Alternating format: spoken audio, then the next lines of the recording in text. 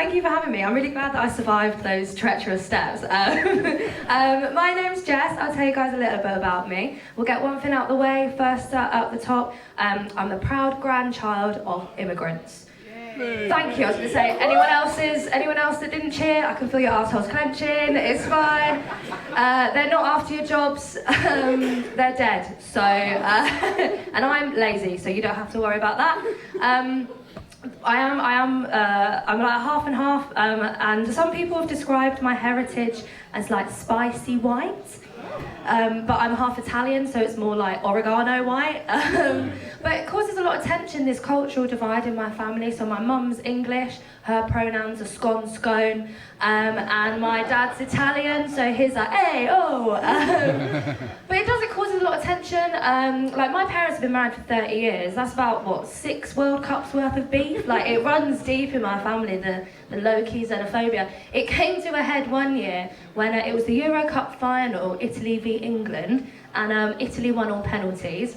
And my parents didn't speak for 4 days after that match because they had an argument during which my mum called my dad a fucking spaghetti muncher. It's unacceptable from Claire, honestly. That's how we found out she was going through the menopause. That, and I've been tracking my mum's scented candle purchases the last few years. So before she became a little HRT hun, she was buying all stuff like fluffy clouds and fresh linen, and now she's just bought one called Witch's Brew. So I'm kind of scared. I love my mum very much. She's a very nice lady. She was obsessed with Slimming World though when I was growing up. Obsessed with Slimming World. Do we have any Slimming World people in? They're quite hard to see because they're so tiny. She had all the merch.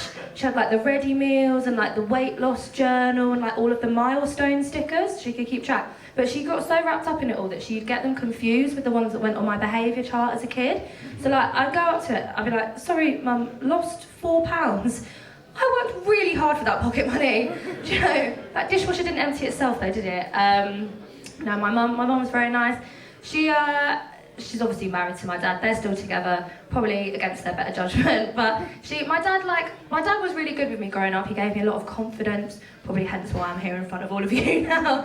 And I didn't get bullied at school, right? I got a little bit of stuff, but I didn't get bullied. I probably could have done with it a little bit, to be fair. But my dad reckons that the reason that I didn't get bullied was because he used to sit me down every morning before school, and he'd be like, right, Jessie, are you a winner or are you a loser?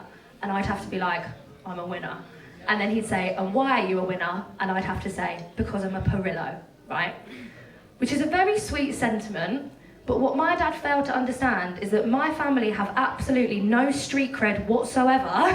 He'd always be like, anyone gives you any crap, yeah, you just tell them who your dad is. And I was like, what, a 5'9" IT consultant with a history of cardiomyopathy? I don't know what you're bringing to the table here, Michael, do you know? God love you, but you're built like Winnie the Pooh. I do love my mum and dad. My dad's a very troubled man. He struggles with his men's mental health.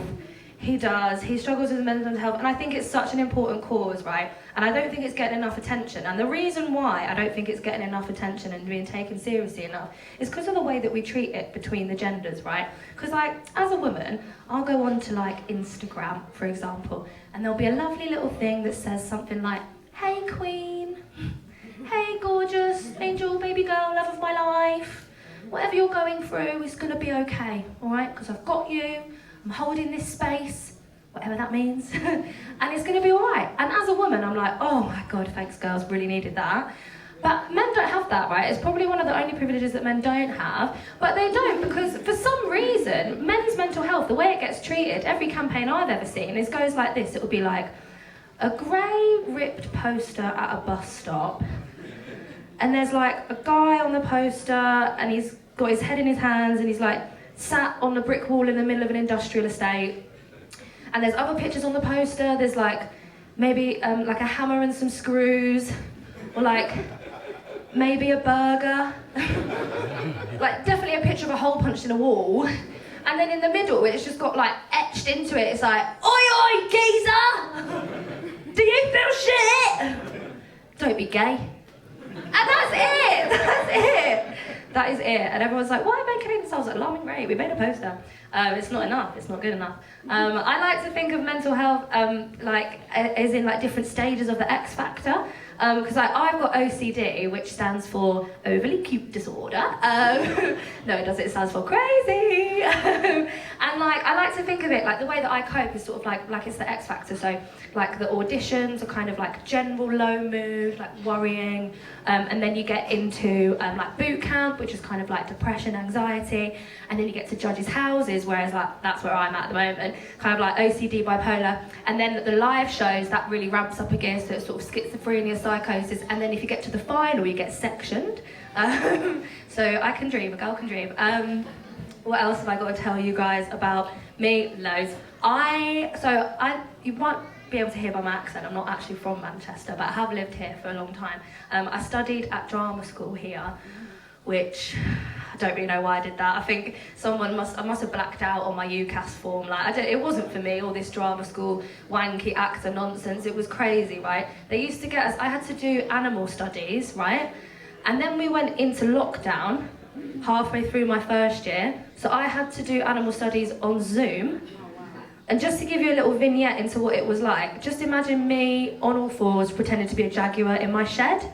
It's not a pretty sight. And my parents thought it would be really funny to just like chuck a bit of ham in every now and then. I just eat it up off the floor. I actually got extra marks. They were like, it's very convincing. But I went to drama school, and being an actor, I've given it up now. That's why I do this, because it's so much easier. and like, being an actor is really hard because it's all based on how you look, like the industry. And like, you know, I'm realistic. I know I'm not exactly a size 4. I'm a 6. And like, I had one audition, right? And I got the character breakdown from my agent, and this is genuinely what it said, word for word. It said, the character is described as a unit. You're allowed to laugh. And the actor must be larger than the other characters, right? So I was reading this going, what? I was like, look, I know I'm not a size 4 or a 6, I'm clearly an 8. But more to the point, I'm 5'1", okay? Larger than the other characters. Really? Who else are you casting? Sylvanian families? It was a wake-up call. It really was a wake-up call, because I don't really look after my body that much. Like, I'm a smoker. I'm a horrible, filthy, dirty smoker, and you can judge me if you want, but at the end of the day, I look cooler than you. Do we have any smokers in? Give me a cough. We've got a few. What's your favourite thing about smoking? Or you get shy now. I think my favourite thing about smoking is like the smoking area on a night out. Do we know it? Have we been? There's always some crazy stuff going on in the corner. There's like some crackhead and like sees you rolling and his jaw's swinging like a Newton's cradle, and like his eyes are rolling in the back of his head, and he'll come up to you and be like, "Excuse me, darling, I was just wondering if I could pinch your fag." I'm like, oh, Dad, what are you doing here? It's embarrassing, man. It's every weekend. I'm trying to think what else I've got to tell you guys. So I'll tell you a little bit more about drama school. So just to give you like a little idea, I don't remember much from it, but what I do remember is just being in like a leotard and tights, being asked to like kiss all the boys in my class. That was just the audition. Safe to say I got in, but we had to do this other thing. So we had like red and green zones. So they tried to make it all a little bit more like PC and like consented and everything. So they had red and green zones, and we had to go in every morning and we'd say, "Hi guys, so today my green zones," and that's like where we were comfortable with being touched on that day. Like today my green zones are like my shoulders, my waist, and my legs, for example. And then we'd have to be like, and my red zones are my breasts, my bum and my anus, and my vulva vagina, right? Which you might be thinking, well, that sounds like a great system. No, it wasn't. It was flawed for 2 reasons. Number 1, can you imagine the logistical nightmare of red zone bum, green zone anus? How are we doing that? It's like playing a game of Operation. And also, there was nothing to stop me from going in of a morning and being like, "Hi guys, so today my green zones are my breasts, my bum and my anus and my vulva vagina, and my red zones are everywhere else," actually. Yeah, that's me. When like I said, I didn't get bullied at school, but there was this one girl that thought she could have a go, right? And her name was Faye O'Sullivan. And I want to preface this by saying I am a feminist, but she's a cow, right? She's not nice. Every woman in this room probably just has like one other lady that they just really don't like, and that's just the way that it is, and I think that should be allowed. Mine's Faye O'Sullivan, my mum's is Amanda Holden. That's just the way it is. No rhyme or reason. And she thought she could have a go. So I remember I was walking to English when I was in school, and she was walking behind me, and she looked at me and she went, ugh, her arse is so fat. And at the time I was gutted. I was like, oh my God, she said I have a fat arse. She said my arse is fat. If someone said that to me now, in the age of Kim Kardashian, I'd be like, thank you so much, you don't know what this means to me. She was a visionary, she was onto something.